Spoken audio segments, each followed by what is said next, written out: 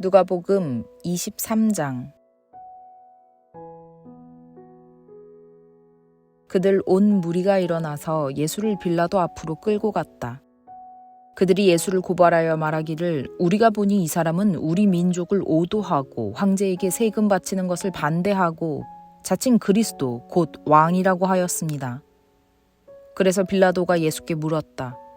당신이 유대인의 왕이요? 예수께서 빌라도에게 대답하셨다. 당신이 그렇게 말하고 있소. 빌라도가 대제사장들과 무리들에게 말하였다. 내가 보니 이 사람에게는 아무 죄도 없소. 그러나 그들은 이렇게 주장하였다. 그 사람은 갈릴리에서 시작해서 여기에 이르기까지 온 유대를 누비면서 가르치며 백성을 선동하고 있습니다. 빌라도가 이 말을 듣고서 물었다. 이 사람이 갈릴리 사람이요?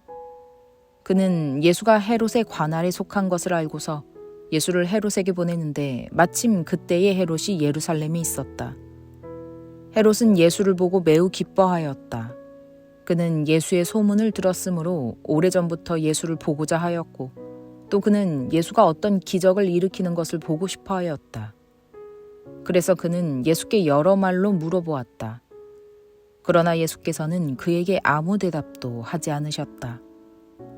그런데 대제사장들과 율법학자들이 곁에 서 있다가 예수를 맹렬하게 고발하였다. 헤롯은 자기 호위병들과 함께 예수를 모욕하고 조롱하였다. 그런 다음에 예수에게 화려한 옷을 입혀서 빌라도에게 도로 보냈다. 헤롯과 빌라도가 전에는 서로 원수였으나 바로 그날에 서로 친구가 되었다. 빌라도는 대제사장들과 지도자들과 백성을 불러 모아놓고서 그들에게 말하였다. 그대들은 이 사람이 백성을 오도한다고 하여 내게로 끌고 왔으나 보다시피 내가 그대들 앞에서 친히 신문하여 보았지만 그대들이 고발한 것과 같은 죄목은 아무것도 이 사람에게서 찾지 못하였소. 헤롯도 또한 그것을 찾지 못하고 그를 우리에게 돌려보낸 것이오. 이 사람은 사형을 받을 만한 일을 하나도 저지르지 않았소. 그러므로 나는 이 사람을 매질이나 하고 놓아주겠소. 그러나 그들이 일제히 소리질러 말하였다. 이 자를 없애고 바라바를 우리에게 놓아주시오. 바라바는 그 성 안에서 일어난 폭동과 살인 때문에 감옥에 갇힌 사람이다. 빌라도는 예수를 놓아주고자 하여 다시 그들에게 말하였다. 그러나 그들이 외쳤다. 그 자를 십자가에 못 박으시오. 십자가에 못 박으시오. 빌라도가 세 번째 그들에게 말하였다. 도대체 이 사람이 무슨 나쁜 일을 하였단 말이오. 나는 그에게서 사형에 처할 아무런 죄를 찾지 못하였소. 그러므로 나는 그를 매질이나 해서 놓아줄까 하오. 그러나 그들은 마구 우기면서 예수를 십자가에 못 박으라고 큰 소리로 요구하였다. 그래서 그들의 소리가 이겼다. 마침내 빌라도는 그들의 요구대로 하기로 결정하였다. 그래서 그는 폭동과 살인 때문에 감옥에 갇힌 자는 그들이 요구하는 대로 놓아주고 예수는 그들의 뜻대로 하게 넘겨주었다. 그들이 예수를 끌고 가다가 들에서 오는 시몬이라는 한 구레네 사람을 붙들어서 그에게 십자가를 지우고 예수의 뒤를 따라가게 하였다. 백성들과 여자들이 큰 무리를 이루어서 예수를 따라가고 있었는데 여자들은 예수를 생각하여 가슴을 치며 통곡하였다. 예수께서 여자들을 돌아다보시고 말씀하셨다.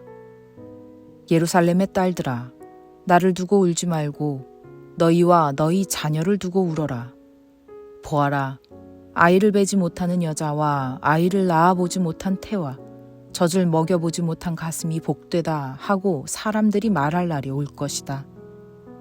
그때에 사람들이 산에다 대고 우리 위에 무너져 내려라 하며 언덕에다 대고 우리를 덮어버려라 하고 말할 것이다. 나무가 푸른 계절에도 사람들이 이렇게 하거든 하물며 나무가 마른 계절에야 무슨 일이 벌어지겠느냐. 다른 죄수 두 사람도 예수와 함께 처형장으로 끌려갔다. 그들은 해골이라 하는 곳에 이르러서 거기서 예수를 십자가에 달고 그 죄수들도 그렇게 하였는데 한 사람은 그의 오른쪽에 한 사람은 그의 왼쪽에 달았다. 그때에 예수께서 말씀하셨다. 아버지, 저 사람들을 용서하여 주십시오. 저 사람들은 자기네가 무슨 일을 하는지를 알지 못합니다. 그들은 제비를 뽑아서 예수의 옷을 나누어 가졌다.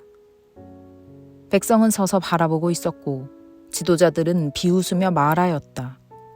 이자가 남을 구원하였으니 정말 그가 택하심을 받은 분이라면 자기나 구원하라지. 병정들도 예수를 조롱하였는데 그들은 가까이 가서 그에게 신포도주를 들이대면서 말하였다. 내가 유대인의 왕이라면 너나 구원하여 보아라. 예수의 머리 위에는 이는 유대인의 왕이다 이렇게 쓴 죄패가 붙어 있었다.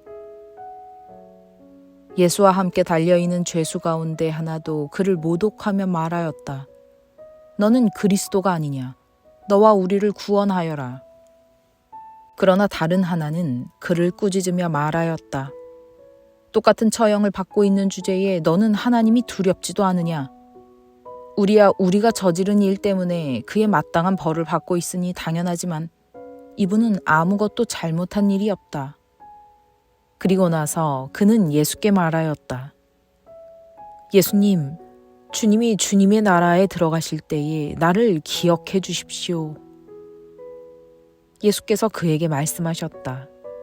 내가 진정으로 내게 말한다. 너는 오늘 나와 함께 낙원에 있을 것이다.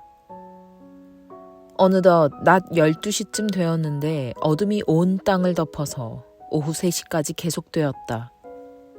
해는 빛을 잃고 성전의 휘장은 한가운데가 찢어졌다. 예수께서 큰 소리로 부르짖어 말씀하셨다. 아버지, 내 영혼을 아버지 손에 맡깁니다. 이 말씀을 하시고 그는 숨을 거두셨다. 그런데 백부장은 그 일어난 일을 보고 하나님께 영광을 돌리며 말하였다. 이 사람은 참으로 의로운 사람이었다.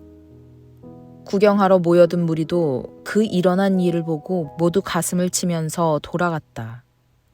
예수를 아는 사람들과 갈릴리에서부터 예수를 따라다닌 여자들은 다 멀찍이 서서 이 일을 지켜보았다. 요셉이라는 사람이 있었는데 그는 공의회 의원이고 착하고 의로운 사람이었다. 이 사람은 의회의 결정과 처사에 찬성하지 않았다. 그는 유대 사람의 고을 아리마대 출신으로 하나님의 나라를 기다리는 사람이었다. 이 사람이 빌라도에게 가서 예수의 시신을 내어달라고 청하였다. 그는 시신을 십자가에서 내려서 삼배로 싼 다음에 바위를 파서 만든 무덤에다가 모셨다. 그 무덤은 아직 아무도 묻힌 적이 없는 것이었다. 그날은 준비일이고 안식일이 시작될 무렵이었다. 갈릴리에서부터 예수를 따라다닌 여자들이 뒤따라가서 그 무덤을 보고 또 그의 시신이 어떻게 안장되었는지를 살펴보았다. 그리고 그들은 집에 돌아가서 향료와 향유를 마련하였다. 여인들은 계명대로 안식일에 쉬었다.